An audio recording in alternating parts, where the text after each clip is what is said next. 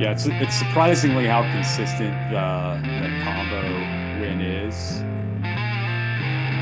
Hello and welcome to the Forgeborn Finishing School. Casey, Kid, and Core here. We'll be analyzing Forgeborn battles to help take your game to the next level. Hey everyone, welcome back. This week we're going to talk about some of the big bads of the week over these last three tournaments we've had, which were pretty competitive events. So before we get into that, let's just go over some upcoming events here really quickly. We have the two monthly events for February starting. Gorman runs those. You see them each online here. So in January, he started separating these out into two events. One where you can register your deck. That's called the Solforge Fusion Online League, February 2024. You'll register your deck, play the same deck through all of the events, and gain renown for your deck. There's also the Solforge Fusion Casual Lab League, February 2024. That's where every week you're going to get a new partner, but you can change your deck. So you're not going to get renown on a deck per se, but you can experiment, have a little bit more creativity with it, and change throughout week to week. So take a look at those. Highly recommend. That's one of the best ways to jump into the community and start playing games. And then we also have Michael Mlvanbie, who's running the Tuscari Divide NBW Forge Guardian lore event. He's a Forge Guardian up in Canada, is putting this event online to take part in, so you can help decide the future of the Uterra faction by taking part in this event. We'll have links for all these events in the show description below, so please check them out and see all the details required. And then we've been talking about this for a little bit now, but Con of the North is coming up. It's just a little over 2 weeks away. February 17th is going to be the start with the Con of the North sealed. And then the storyline event as well. And then there's another constructed event on the 18th. From my understanding, all of the events are free, but you do need to sign up through these links after getting your Con of the North badge. So please do that. And then last but definitely not least, the very recent announcement we saw, and we saw the link dropped into Stoneblade Discord today, is the FuseFest 2 event. That is going to be a $60 event that's going to be in St. Paul, Minnesota at the Intercontinental St. Paul Riverfront Hotel. This is going to be kind of like a Set 3 pre-release event. We haven't got a lot of the rewards and details like that, but we've talked about what the original, the first FuseFest was like. We expect this to have a very similar vibe. So lots of good product, lots of good prizes, and that type of stuff. So those are the upcoming events we wanted to plug here. Now we're going to get into the content that we wanted to discuss, which is breaking down and doing some deck analysis on some of the recent events that were held. We had the Bring the Heat January Silver event, which is one of the first silver events we've had in quite a long time, which gave players an opportunity to bring out some of their higher tier decks so we can see a higher level of competition in these decks typically. And we can see here in the placings that Cade Leffler got first here, and Alex Walden got second. So we're going to take those two decks, we're going to break them down. As always, for new players, I highly recommend, whenever you get these opportunities to look at events like this, jump in and look at all the decks and see how they kind of played against each other. That really helps give you an idea of some of the strength of these decks and kind of how to rack and stack them. So, Greg, if you wouldn't mind, I know you took notice of Cade's deck right as this tournament started, so please give us a breakdown of this deck here. Yeah, I was really impressed with this deck, and Cade obviously knows how to pilot it very well, taking on the tournament. But the deck is just, it's filled with powerhouses. You've got the AC4 combo with Krogius, Forge Seal, Mantis, and then on top of that, the spell suite in the purple is outstanding. So it really caught my eye on this. Is very reminiscent of my purple deck, in that you got Circe's Call, Dysian Siphon, Verex and Wraith, X-Ras Will. This does have Grave Pact in it. And then on top of that, it's got the Dreadmaw, the Raging. It's got a Shambler in it as well. And then it's got a really good toolbox in its screen. Obviously we already talked about Krogius. Experienced Steelplate is no slouch. The Mantis is Kindred, so that's always good to see. Magnivorous is an amazing trait, one of my favorite. So that's in there. Batterhide is an amazing creature, always toolboxy, great. Soothing Polymorpher, again, like these are cards that are able to answer other decks, and so these are the things that you want to look for as extras in your deck after you got the core. and then Taliesin and Uterra Mauler. Again, Taliesin is amazing, and Uterra Mauler is another one of those cards in the right circumstances. Can just swing a game open for you, or get momentum moving in your direction. So works really well. His Cersei on the Forgeborn, of course, he's using that in this case. Is set up really good. I like the Death Touch of one, the Life Train, and then Army Commander.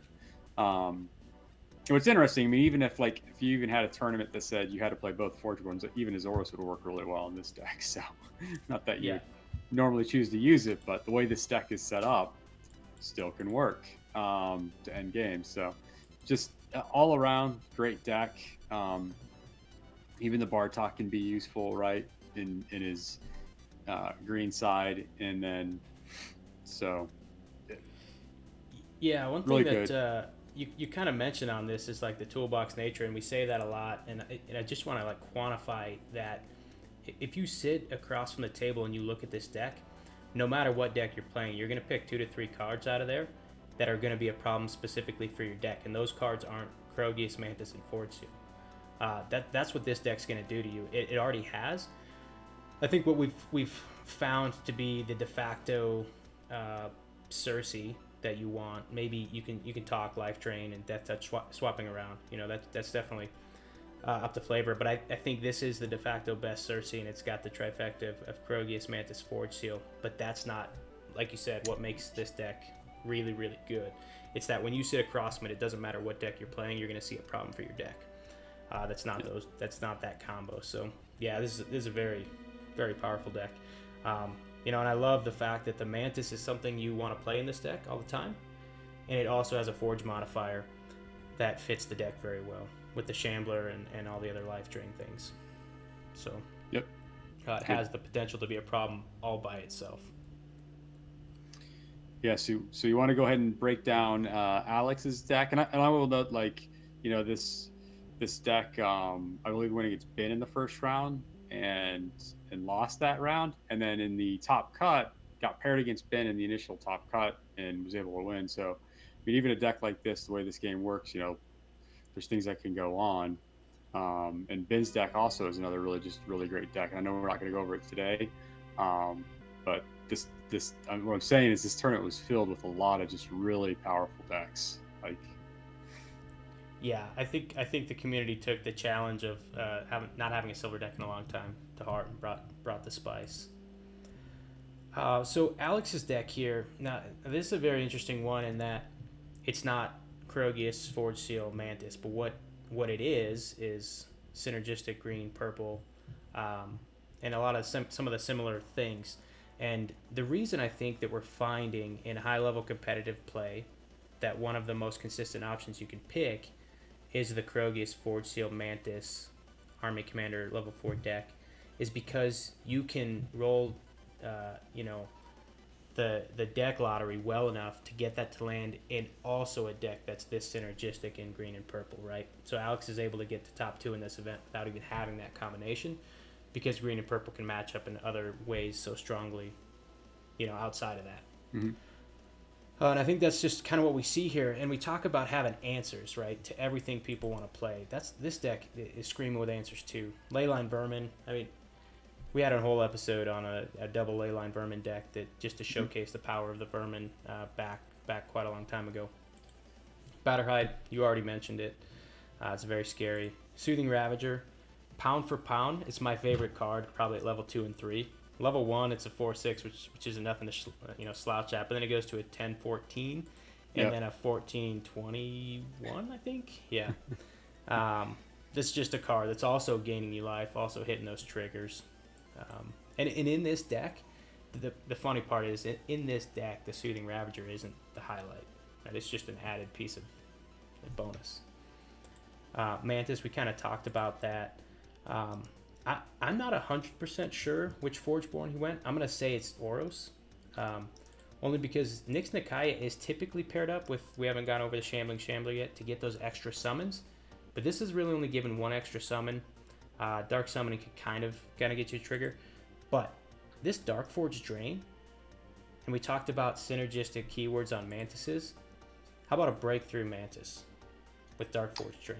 That's true. Yeah, and when I looked at this, I was leaning like thinking more, but we'll have to ask him because the Nyx Nikaya would still work too because of the Stitcher in the deck, so it guarantees getting the Stitcher going in as well. Dark Summoning can help with the you haven't got through all the cards yet with the Shambling Shambler, so it's really interesting that I can see both of these working, and it'd be interesting. But yeah, the Dark Forge Drain with the spell suite that this deck has could be pretty spicy with the Mantis. Yep, and I do like both Forgeborns. I only think the Nyx Nikaya comes at too much of an opportunity cost, as opposed to Oros. And so you're right. We should find out exactly which way he went, but God, hard to go wrong either way. Yep. But now let's pop over and kind of just start going down. So Blight Witch, I will tell you, there's a card that Alex plays masterfully and has played it for a long time. You see a lot of his decks. A lot of times, he's playing Bizarak, red purple, even without Rumble Spark, and is using Blight Witch. So I've seen him use Blight Witch masterfully, and Blight Witch with the Shambling Shambler works really well, right? Double Shambling, getting those sacrifices. Hematophagic Stitcher. It's another interesting piece is that this deck kind of has, the Hematophagic Stitcher. So a lot of these cards that it's pulling in has the potential to remove other creatures for various effects and proc that Shambling Shambler if needed to get that benefit.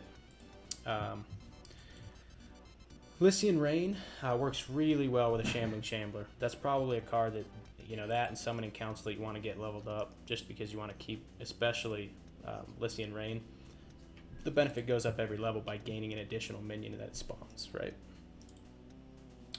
Dreadbolt, I think we found that most really strong decks have this as a worst case contingency option. And this is a card that some players will go, when you see a deck across the lane and you don't need the Dreadbolt, you won't level it up. That's fine. You can kind of forego it. But then there's other games where this is a must level. So it's nice to have. The Varna's Pact and Om Nom Nom, these, in addition with Ghastly Renewal, just work really well with the Shambling Shambler. So this rolled really nicely with having this one card that you want to generate extra minions, and you can see that a lot of his spells are geared towards doing that.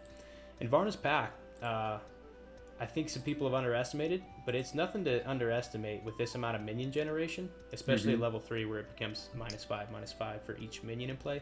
I've seen it remove some pretty solid opponents. So yeah, I think this one, obviously it's the Shambling Shambler is kind of the showcase, but this whole deck's going to work really well, and I think that it ties up to that huge Dark Force Drain on a Stampeding Mantis.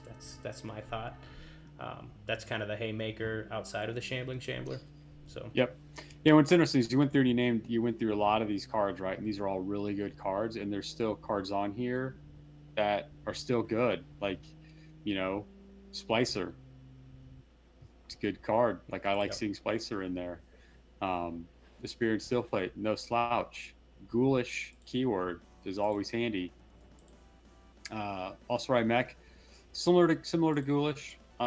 Maybe not quite as good, but but so even with all these powerhouses, there are cards in here that like can see play. Like, you're not like, I don't want to see any Ghoulish creatures. Like, no, you see it and and it gives you an opportunity to level it up. You might take that option for later on. Absolutely. And it's kind of fun too to have two of the. I love how you mentioned Osprey making the Ghoulish me, but like I've had games where I've had things like that, or with the Necromancer where they kind of level each other when you miss one. And you get them both up to 3, and then it's a real big problem for your opponent. So that's the silver tournament, and just kind of recap. What we just saw there is 2 Necrim Uterra pairing kind of float to the top of that tournament, and I think what we're finding, Greg, is outside of maybe one single aberration that the Necrim Uterra pairing is the most consistent at large across the lottery or the algorithm of the deck building nature. What do you think? Yeah, I think I agree with that. I mean, I think at this point of the game, what you see right now is in a separate tier, you're going to have the Stitcher combo, right? But then outside of that, you're going to see kind of the Rumble Spark deck, and then it's just a whole suite of kind of Necrum Uterra decks of different flavors in there being very consistent. And so, um, Yeah, and it's I like how you mentioned the Rumble Spark. I'm by no means writing that out at any yep. game. You throw that against one of these Gwurples, it's gonna stand a chance, right? And it's gonna have a good chance of winning even. But consistency is the king across tournaments, and I think that's what this pairing just kind of brings. So okay, let's jump into the next event. So this was Cade's the Puffin Man's Decklist Database event number 1. Now this was meant originally to be bring the most competitive decks you could find. I think maybe some things changed at the last minute. I was listening to the Charge Bladed podcast, and that kind of changed. I think that's playoff football and other things were going on, Greg. So, Mm-hmm. but it still ended up looking pretty competitive. We don't have access to the decks, which is unfortunate. But I was able to kind of jump on and see some people streaming and see some games, and there was no slouch of any deck out there. I would say from what I saw. And even though we can't access the decks, what we can say is that Paul Seatless won this tournament. And the cool thing about this, even though this was a competitive deck, they were allowed to change decks throughout the event just to kind of try new things. And what we saw is that he played I think it's a spells or a mages matter kind of deck. Is that correct, Greg? For the first 2 rounds? Yeah, I think it was a spell slinger variant of his, um, and then in the finals, I think he switched it up Yeah, and so the to the. finals, he Yeah, go went ahead. to the Summoning Stitcher. And so we don't have a lot of details on that other than it was a non-combo win, but with the 2 Stitchers, it can make a lot of problems for people. And so we won't spend too much time on this one just because we can't actually get in and analyze the deck, and maybe if we get a hold of those later, we'll revisit.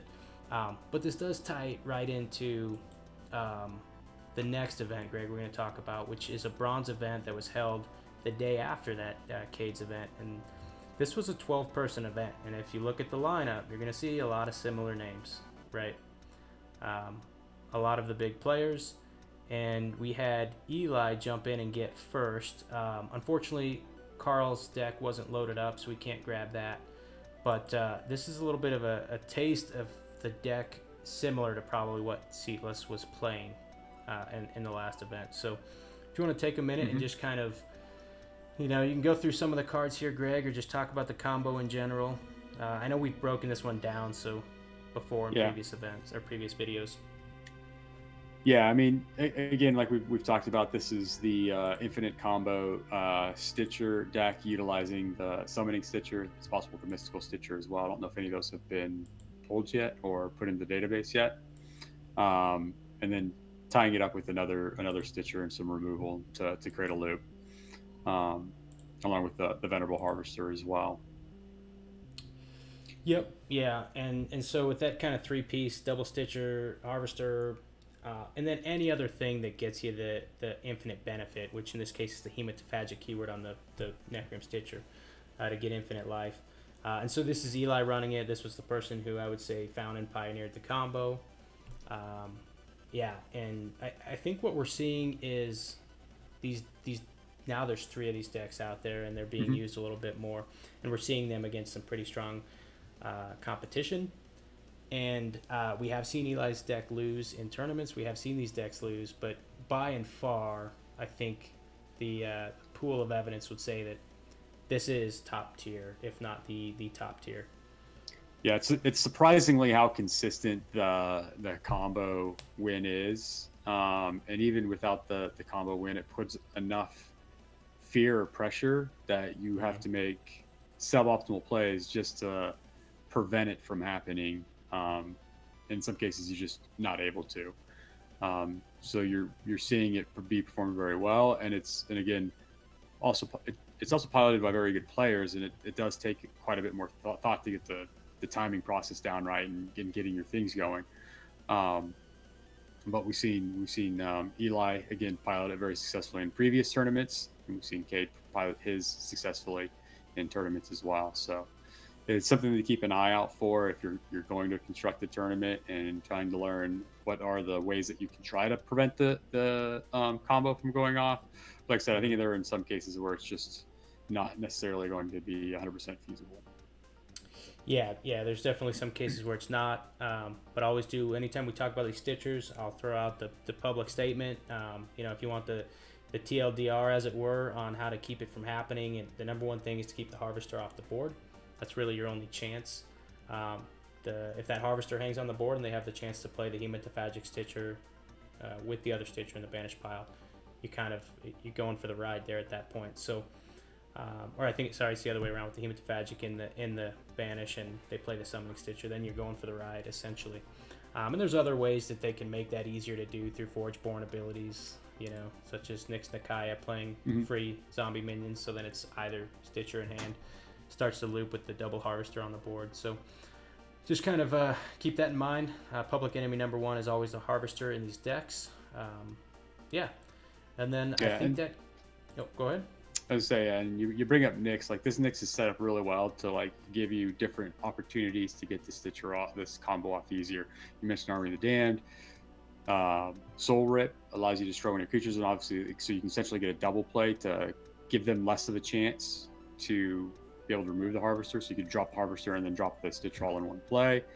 And then Dark Summoning allows you to also basically get a free play, pulling one of the stitchers back or the harvester back to get the combo going. So in all phases of in all the phases, it has a much easier way or consistent way of getting the combo off without player interaction. Right. Yeah, that's a good point. This Forgeborn is set up very well for that. Okay, well, I think that wraps everything up for us here tonight, Greg. So as always, we appreciate you tuning in. Please, drop something in the comments below if there's something you like about the video, something you want us to spend some more time on.